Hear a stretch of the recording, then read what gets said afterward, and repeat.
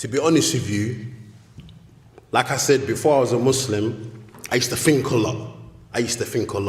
You understand? And to the degree, like I said, it used to make me get depressed because my mind used to go into overload. I used to start thinking about everything because I've been through a lot.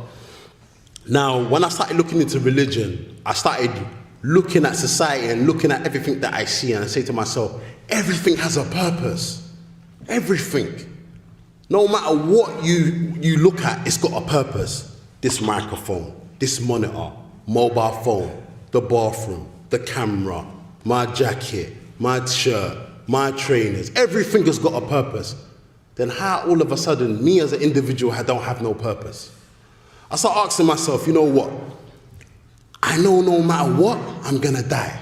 No matter what, it doesn't matter where I hide. I can go live in the desert. I can go and live in lofty mountains. I know no matter where I go, I'm gonna die. So I start asking myself, wait, am I created for no reason? What's the point of me being on this earth and then just living and then, having a family, buying a house, having some luxuries, bam, I'm gone. Don't make no sense. So I started thinking more. I'm saying to myself, wait, I know I didn't create myself. I'm not coming from that kind of angle. I've never been like, I'm atheist, I don't believe in anything. That's never been my angle. But I just didn't understand who God was or how to worship God. That was my thing. So the more I started thinking about that, I said to myself, you know what? I know I'm going to die. So what's my purpose in life? My purpose in life is just to be here, maybe have girlfriends, have women, have kids, have jewelry, have, what do you call it? I don't know, luxury things, and then I'm just going to die. I said, this don't make no sense. It don't make no sense because then God created me for a silly reason. So I started thinking, what's my purpose of life? And that's when you start looking at things like, the prophets. I start reading about the prophets. I start reading about the prophet Moses and whatnot. And I noticed one thing when I started looking into all the prophets. They all call to the same thing. They all call to worshipping one God. You will never find evidence from any prophet or messenger where they call to other than that. And if you look at the religion of Islam, what does it emphasize on? It emphasizes on Tawheed, worshipping one God, directing your worship to one God, not associating partners with God. And one of the things when I looked into Islam, I asked the people who were Muslim, I was saying, wait, but you don't worship Muhammad though? Like, you do everything he does, like, what's all that about? Do you understand? And when they started breaking it down to me, they said, listen, we don't worship Muhammad, we don't pray to Muhammad. Do you understand? But we follow his example.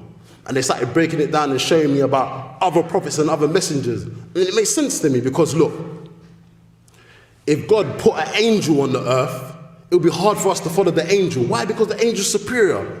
It's not like us. So God's sending people amongst us who are like us to follow his example. It's easier for us to follow. It's easier for us to famine. It's easier for us to get down with because it makes sense. If you've got a superhuman being, you look at this human being, you'll be like, I can't, this is too much.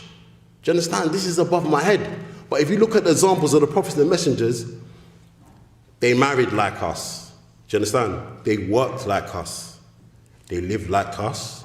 And they died like us. Do you understand? It's all the same. And it made sense to me. So the more I started looking into this and the more I started looking into Islam, I said, you know what? This is the only religion I can see what has no contradictions. I asked so many people, show me contradictions in the Quran. It don't exist. It don't exist. Show me where in the Quran it tells me to worship other than God. It don't exist. So when I started looking on the emphasis on Tawheed, it made sense to me, directing my worship to one God. Because when I was looking into Christianity, all this God is free and stuff like that, I couldn't get it around my head. It was too much for me. And the next thing, I'm being honest with you. I'm just going to be open with you.